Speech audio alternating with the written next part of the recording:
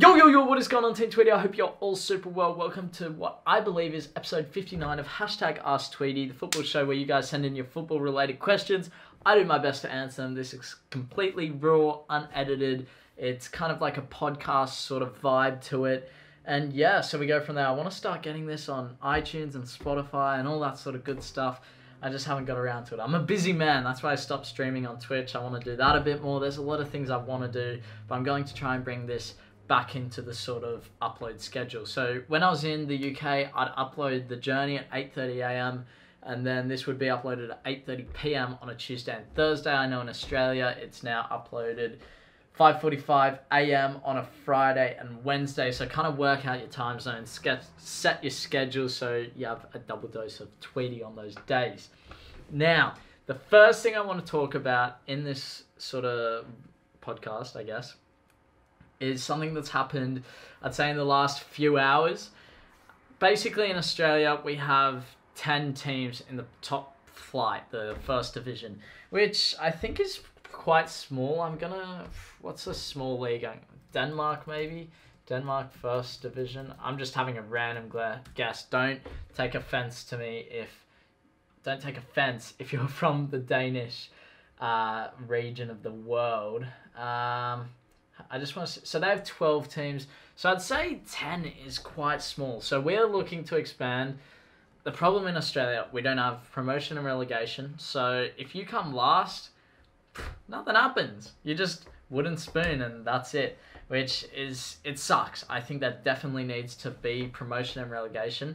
And there's a lot of things behind the scenes that we, as Australians, don't quite get to see. There's a lot of things with money, players, venues. But basically, what happened today was there was an expansion announced. Both Western Melbourne Group, or Western Melbourne, and Macarthur South West Sydney were announced into the A-League. Now, this means that, well, Western Melbourne Group will be put into the competition next year, and then the year after that, the Southwest Sydney United team will be introduced as well. So we'll have 12 teams in 2 years, and that means, I think it's now, or when they get introduced, it will be 9 teams out of the 12 are from 2 cities, which is crazy. The only other 3 are Perth, which is Western Australia, Brisbane, North Queensland, and then Wellington from... Oh, you have Adelaide as well. So it's 8 out of the 12 teams. Crazy. But what are my thoughts on it? Look, I think it would have been nice to have Canberra there. For those of you who don't quite understand what I'm talking about, this is mostly for Australians, unless you're interested. I think this is going to provide a wonderful opportunity for the youth and for a lot more players to break into the professional game, because there's more teams, there's a high demand for players. And it's perfect for me. I need to be performing in the NPL this year and next year and see what comes from that. And if I can do that, then you just kick on from there. So Canberra, the capital of Australia, we still don't have a team in our own capital of the country, which is a bit strange. But hey, I'm sure, like I said, there's a lot of things that are happening behind the scenes. I know the Southwest Sydney team, Southwest Sydney, is that what it is? Yeah, Southwest Sydney have a billionaire backing them. And when you have a billionaire backing you, that's money to the top corporation, that's money to produce the stadium, that's money to the players, and all that good stuff. So overall, I think for me, in my position as a player, not as a fan, I'm stoked. More teams, the better. Let's get 20 teams in there, far out. So for me as a player and all the other players, I'm sure we're all super stoked about this news that we're finally expanding and creating more professional opportunities, which is great. Absolutely great. As a fan, I mean, I don't really care. I'm not a huge watcher of the A-League. I am sure a lot of fans out there have their own opinions. So if you have an opinion, let me know down in the comments. Are you for it? Are you against it? Do you think it's good that we're actually expanding, or do you think we should maybe, I don't know, let me know what you would have done if you were the FFA down in the comments. I don't think there's much else to say there. It's pretty straightforward, beneficial for players, fans. I've read a lot of comments on Fox Sports and things like that saying, oh, we're against it. Canberra need a team? Why are we expanding to places where there's already teams?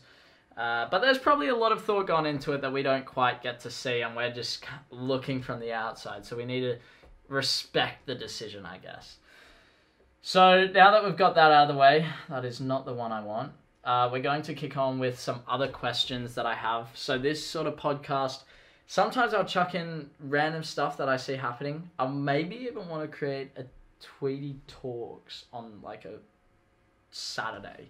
So we have Ask Tweedie Tuesday, Thursday, and then Saturday is an extra upload where I just talk about whatever I want. So, it might not even be football related. Let me know if you want to see that. First question. First question? Yeah, first. What do you think is the saddest thing in one's football career? Whew. Saddest thing. I think I'm going to pick two things here. For me, my saddest thing was when I got dropped in the under 11s. So rejection from teams is always going to be extremely tough, and it's going to be a point which will define a player's career. Are you mentally strong enough to break through the barriers of being rejected by a team and then fight against it, work extremely hard, put your head down, and not have everything given to you where you're just put into the team again and again and again and again and again, but you're rejected? Are you able to fight that and then make it into the team next year, 2 years later, 3 years later, 4 years later? It took me 5 years to get back to that same level after I was dropped in the under 11s. So I think rejection is always going to be the saddest time. I think it's even worse if it is your job. For example, if you're let's say you're in the A-League and you get rejected and then no other offers come through, I could imagine and it's kind of like your only real fallback is going and getting a real job. I guess that would be sad. Another thing which I don't necessarily think about a whole lot, but it only struck my mind when I saw this question, is the fact of wondering what could have happened if you chose another path. I think that's something that it's not necessarily sad. It could be, because like for me, it's a little bit upsetting that I didn't get to go to the US college, Akron. Apparently, right now they're in the finals for the soccer there. Give me 1 second. So yeah, it's kind of sad to look and go, I could have been there. And let's say here we go. Wow. Men's College Cup, Maryland tops Akron 1-0 to win the 4th college program title. Wow. I could have been playing in that. That's the sort of thing I look at and you kind of, man, that sucks. Yeah. See, that's the sort of thing where that is sad, because I could have been playing in this Division 1 championship game, and you never know what could have happened there. I could have maybe scored a hat-trick. I could have been picked up by an MLS team. But the reason I say I don't think about that too much is because I've chosen my path. I'm going to roll with it. My path is this now, and you just got to roll with your path. There's no point being caught up or being sad on those things that could have been. It just doesn't make sense to me. So I would say those are the two saddest points in someone's career. Let me know what you think.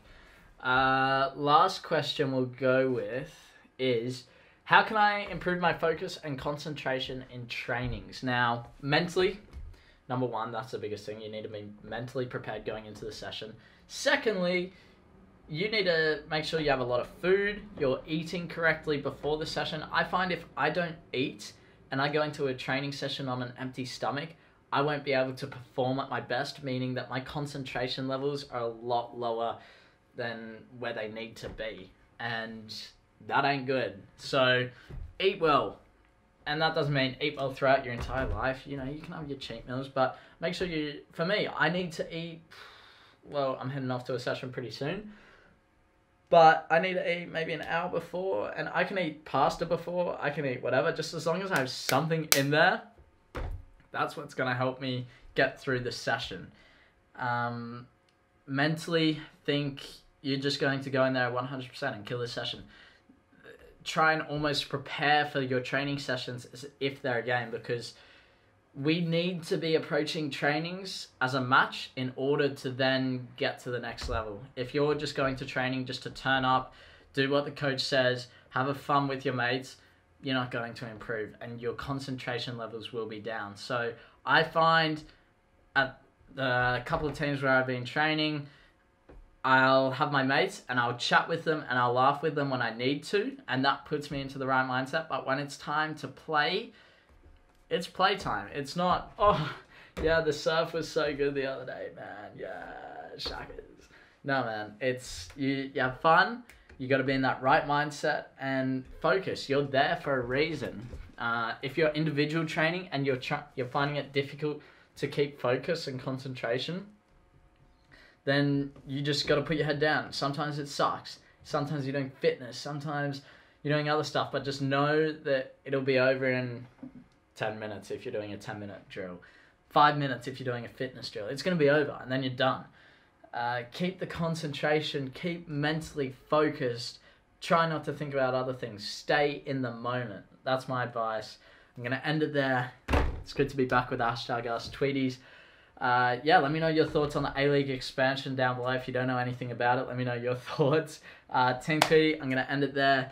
Thank you. Oh, what's this outro? Let's try it. Ready? Okay. Anyway, Team Tweedie, I'm signing out. Make sure you leave a like on the show. Subscribe if you're around here. Join the #AskTweedie family. And I'll see you guys in the next video.